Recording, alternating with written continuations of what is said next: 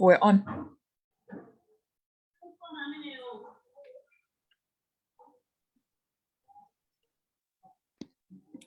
Good morning, everyone. I hope everyone is doing great. Happy Friday. I hope everyone's feeling the Friday vibes.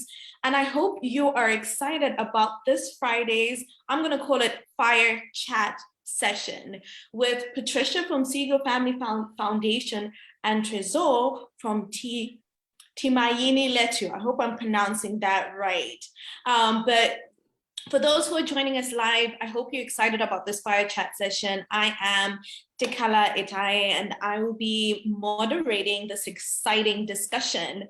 So, pretty much what we want to do this morning is get people to learn more about the SII Family Foundation Social Impact Incubator. I'm sure a lot of people hear about SII, and also an opportunity to hear more about Tumaini Letu and even the upcoming festival. So I hope you're really excited and, get engaged, throw up some questions, comments. We're excited to hear about those people joining live as well. So to kickstart our session, I want to just start off from hearing from Patricia. Patricia, a lot of people hear about, the Social Impact Incubator run and led by SII Family Foundation, but what exactly is SII? And can you tell us a bit more about that? Yeah, thanks so much, Tikala. It's great to be here today and have this chat with you and Trezor. So the Social Impact Incubator was started by SII Family Foundation as a way to find visionary early stage organizations that we can support. It was originally launched in Burundi in 2013 and brought to Malawi in 2016. We currently have the Social Impact Incubator in Malawi, Rwanda, and Tanzania, and are looking to continue to grow the program and find new visionary organizations across the continent. So through SII, our aim is really to create an environment for innovators to amplify and grow their impact by providing tools, building networks, and connecting them to investment. So the program is really built to transform organizations at 3 levels, so the individual, organizational, as well as the ecosystem that they're working in. And we believe that by supporting visionary leaders, it really builds to build and support strong organizations, we can create a more cohesive ecosystem for young social entrepreneurs to be successful. So what this looks like is a 7-month to 1-year program where we recruit cohorts of really impressive and impactful organizations, connect them to technical experts across the continent that help them build their systems, refine their strategy, think about their growth models, and then connect them to flexible financing through different types of funding that is provided by SII Family Foundation, as well as other funder friends, and then really create this community of collaborators. So thinking about, who are other actors working within the same sector, how can they think about learning and partnership as a way to continue to, grow and scale their impact. So over the past 5 or so years, we've been able to support close to 90 organizations in Malawi, and after the 1 year, we continue to support them through what we call our alumni network. So we're really excited to really be part of this growth journey, and organizations like Tumaini Letu, joined the program in 2017 and have continued to stay part of our community, and really excited to see the growth of the organization and the vision of Trezor really coming to life. So yeah, that's a little bit about the program. Oh my goodness. All I could hear was, visionary and like funding and investors and community of collaboration. And I feel like, as any visionary leader or any person who's trying to make impact in communities or want to lead community initiatives that want to bring change in communities are probably thinking, oh my goodness, I need to be part of this. And it's so impressive how you have had an impact on 90 organizations. I'm not going to expose this, but I will anyway, that our organization, Her Liberty, has also benefited from this. But we're here to hear more about Trezor and his experience, because, man, I am also inspired by the work that you're doing, Trezor, with Tumaini Letu. And, you know, I hope the people even tuning in are looking forward to hearing more from you. But before we kind of give out what's there to come, especially with the festival, we want to hear more about your experience on SII and the incubator program. I know a lot of people who have been part of it have had, you know, has benefited a lot from that opportunity. But just to hear more on your experience and the impact it's had on you for others that may be interested in SII in future. Thank you very much for the question, Tikale. This is really amazing, a great opportunity for me and my team at Tumaini Letu to be part of this live session. And I'm very grateful to the SII Family Foundation and Social Impact Incubator for the opportunity. To answer to your question, I would love to say that in 2018, I learned about the Social Impact Incubator, and we applied and we were recruited to be part of the 2018 cohort. And coming to the Social Impact Incubator, we were just a project. Our organization was, there was no any organization, so it was just a project that, as a person, I was passionate about being so me being a refugee and also being a lover of arts and culture. I thought of doing something in the camp to change situations in the camp, because I saw so many issues and I thought that I could solve those issues through arts and culture. And having a festival, the first festival in the world happening in a refugee camp, was a great idea for me. I was excited and I started doing the project, and yeah, the project was really growing, and we were building a brand, but there were not structures around that, and I didn't even know how to do that. I just focused on what I was passionate about, and being part of SII really changed the way I was looking at Tumaini, at the Tumaini Festival itself, and it's also it gave me an opportunity to connect with more other visionaries. That's why actually on my stage also struggling to figure out what they really want to do. And so with SII, it's I managed to actually think outside the box, to think about about Tumaini Letu's mission and vision, and also to think of many other programs that Tumaini Letu could implement in Dzaleka. And through that, we could identify different problems in the camp and come up with solutions. And as of now, Tumaini Letu is not just that's one project that people know about Tumaini Festival, but it's a whole organization with all structures in place, with all systems in place. And also, at the time I joined SII, I was the only employee for Tumaini Letu. Actually, I was a volunteer, but I was the only one working full-time for Tumaini Letu and working with different volunteers.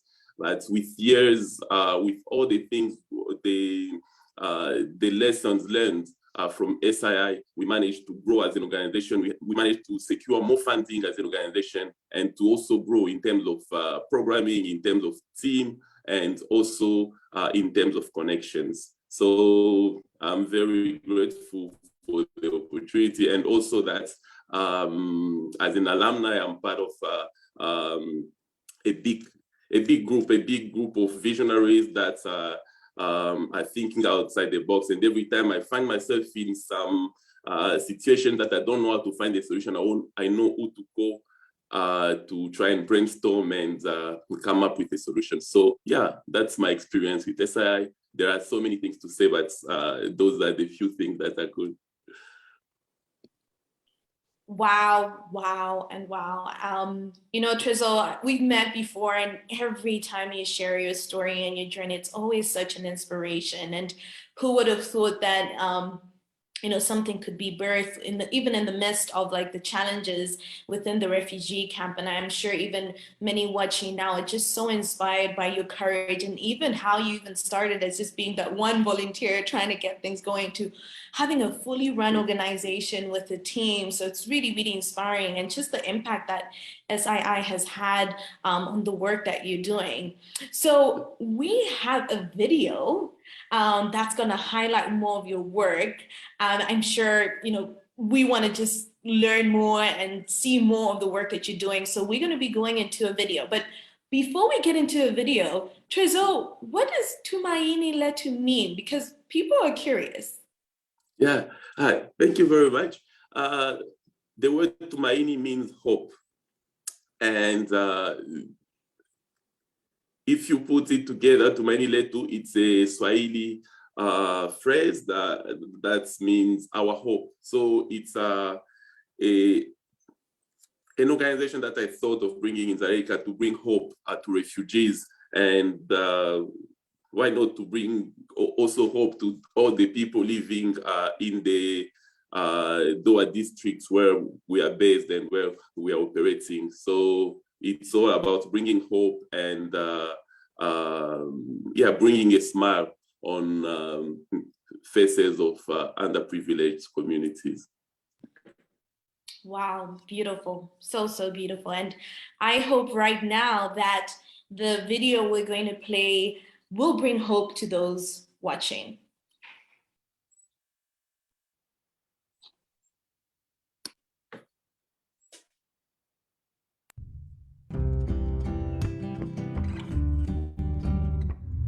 There are 51,000 people living in the refugee camp, mainly from the DRC, Rwanda, Burundi, Somalia, and many more countries. In 2008, I was forced to flee my home country, the DRC, due to political disturbances. And I moved to Malawi, where I now live as a refugee at the refugee camp. In Malawi, refugees do not have the freedom of movement, the right to work, the right to run businesses outside the camp, or the right to education in Malawians' public schools. When I arrived in Dzaleka,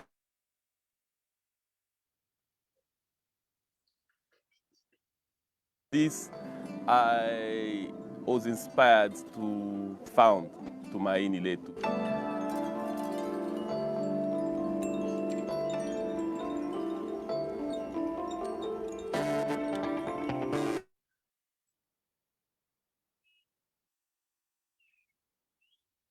Refugees.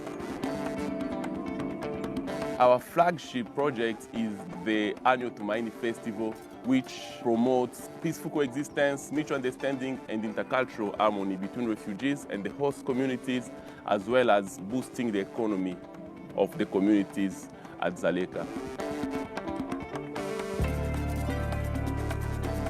We are planning a hybrid festival that will take place from the 4th to the 7th of November. And for this festival to happen, we are going to launch a crowdfunding campaign on Kickstarter. And we will ask everyone to contribute financially and to share the link with their friends and family so that this festival can take place.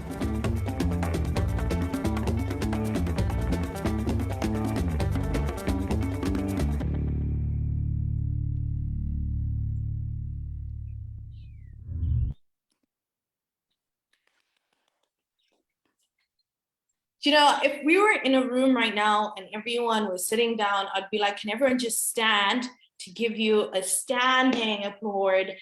Because it's just so, so, so moving, just seeing that video and the work that you've been doing. But I guess, you know, another thing is that that video really gets people to see the reality on the ground as well, that never really even been able to visit the refugee camp. But so it's exciting to see what you have done.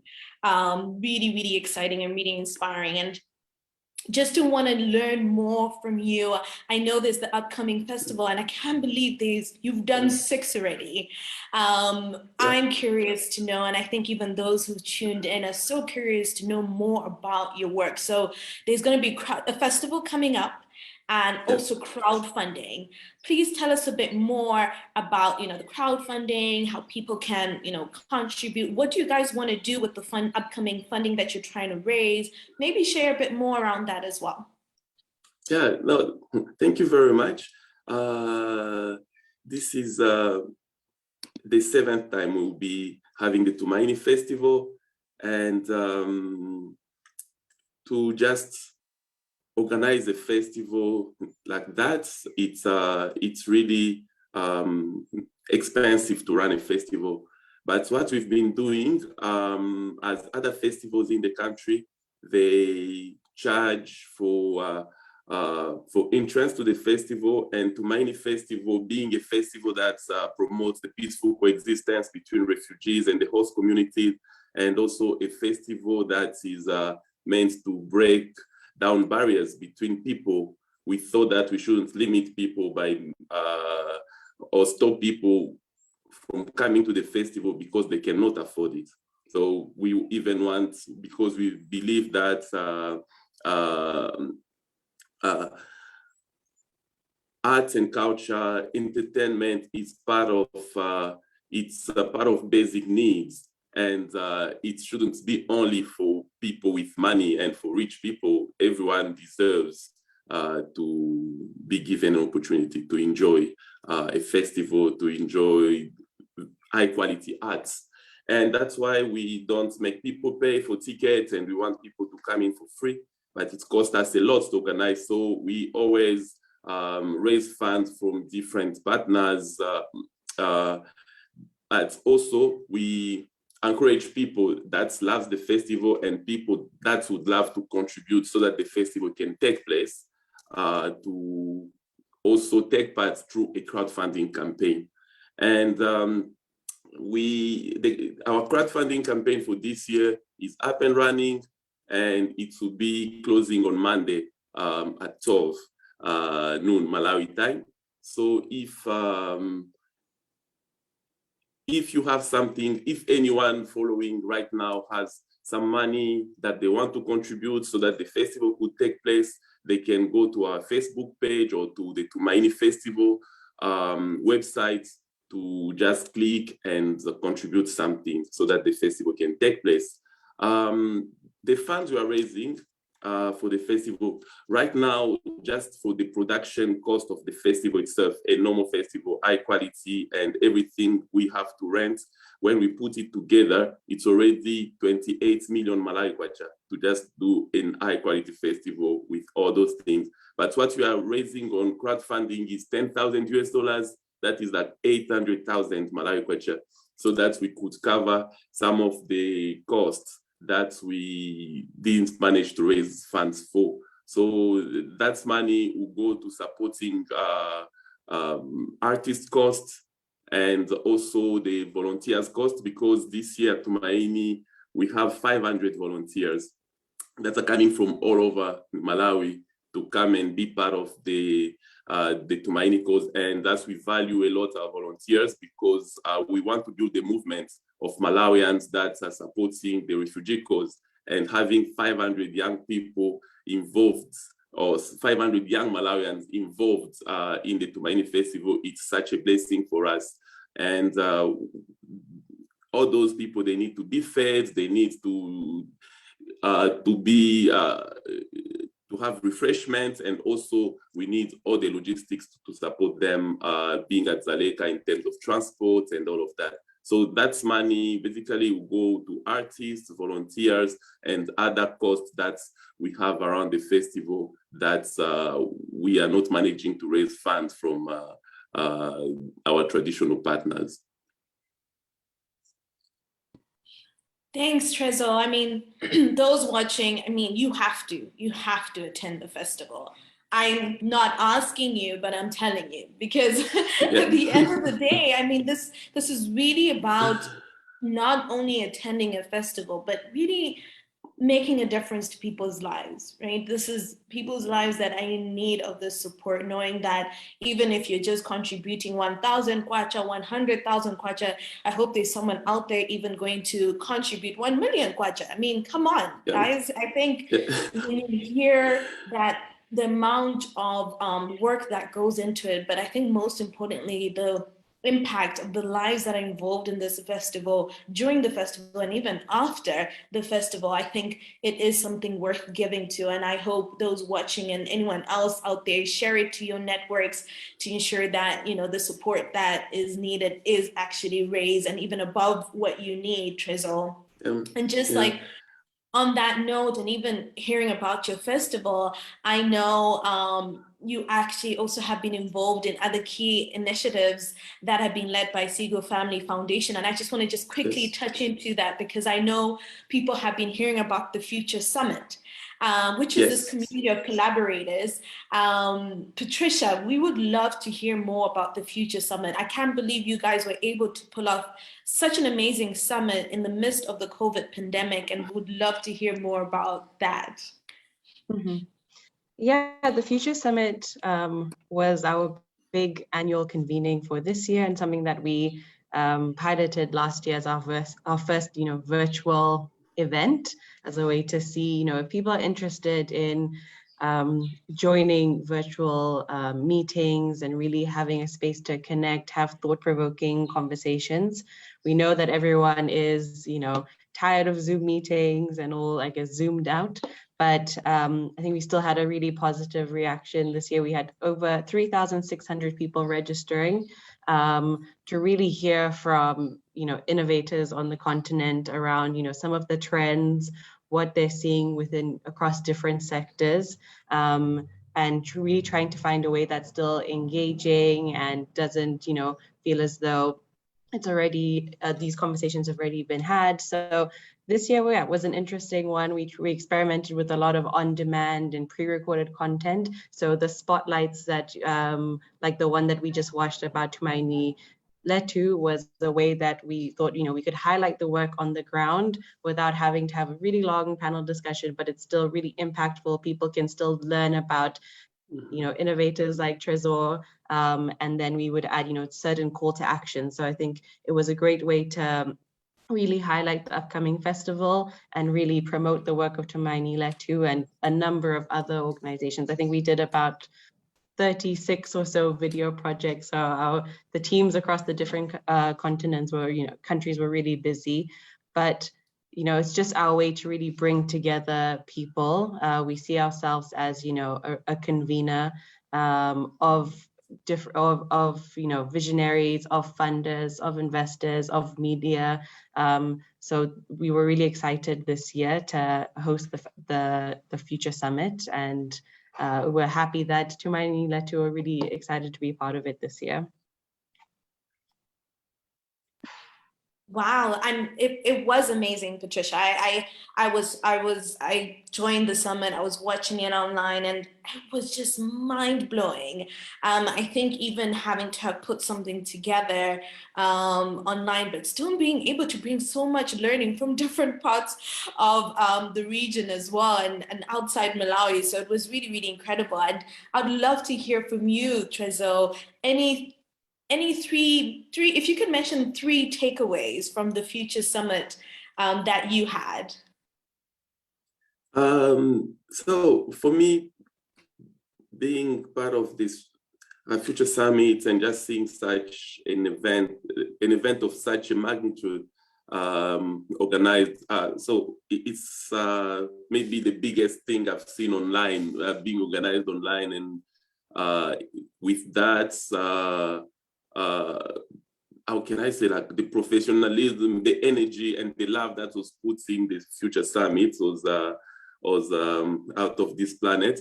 It was really amazing, and us being part of it, it's just such a great blessing for Tumaini Letu to be introduced to more than 300 people from across the continent, the world, from across the globe, to see the work we are doing, and it was really amazing.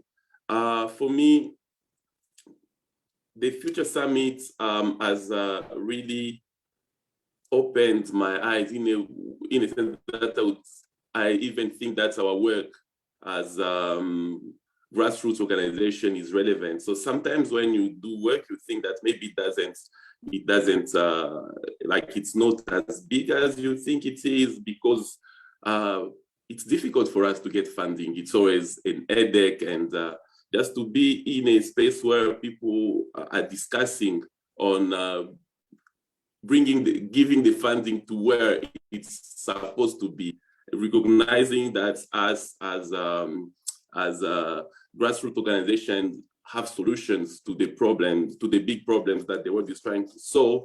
That was really something that I really enjoyed, following all those conversations about decolonizing, the funding, about actually supporting grassroots organizations. So for me, that advocacy work, SIGO, Family Foundation, and other partners, we just did bring about, yes, advocating for grassroots organization and for the funding to be shared equally. That was something that I've really kept in my heart, and something that encouraged me that of course, we are struggling, but people out there are fighting to make sure that things are changing.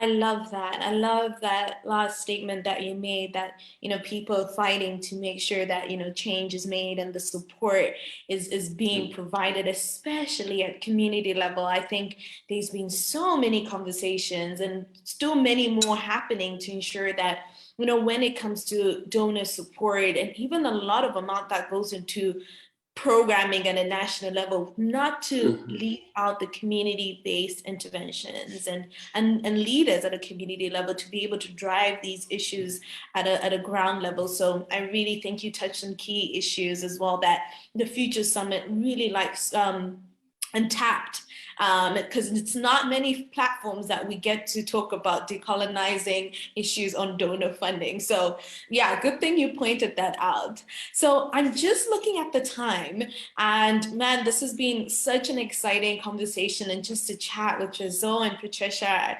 I don't know about you, but there's so much I just learned from, Tumaini, and definitely even the festival, supporting the festival, and even the work that you're doing. And for those interested to be part of SII, I'm going to give, for the next 4 minutes, I'm going to go back to Patricia and then back to Trezor for just your last remarks, and possibly sharing what people can look forward to in 2022. And Trezor, of course, sharing more about what people can look forward to with the upcoming festival. Starting with Patricia. Yeah, thanks, Tikala. I think we're still committed to supporting early stage visionary organizations across the continent, and especially here in Malawi. So the Social Impact Incubator will continue to provide these opportunities through the trainings. This year, for the past 2 years, we've transitioned most of our actual technical support and delivery virtually. So a lot of the organizations will be able to access this technical support even if they're based out of Lilongwe. So we actually see that as a big win. We can reach more people with the support services that we have. And then we're excited to strengthen our alumni network with organizations like Tumaini Letu, Her Liberty, and others, and still continue to be part of that growth journey, providing the funding, the technical support, the networking, as well as more events like the Future Summit. So I think those are some of the things that we're excited to do in the next couple of years. Thanks, Patricia. And Trezor, plans for 2022, but most importantly, what can we look forward to at the upcoming festival?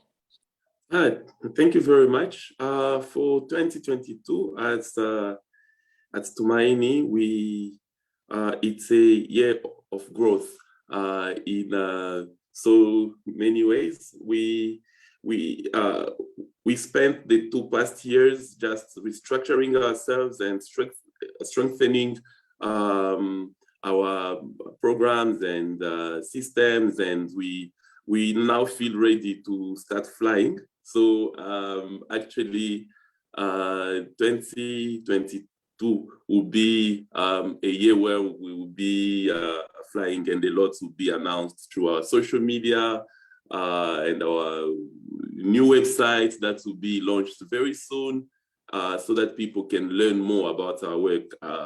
Yes, other work that we do apart from the festival. But talking about the festival this year, it's happening next week. We only have 6 days to go. So I would ask everyone to be ready to come and join us at the Dzaleka Refugee Camp for Tumaini Festival 2021. The festival is for free. So no one has a reason to stay at home and not come to the festival. We have amazing artists coming from Malawi, from South Africa, from Zimbabwe, and other countries, and a diversity of art forms, from poetry, music, arts exhibition, theater, traditional dances, workshops, and exchange sessions. So we have so much to offer at this year's Tumaini Festival. So if you haven't made a plan yet, now it's time for you to cancel everything and to come to Tumaini Festival next weekend at the Refugee Camp.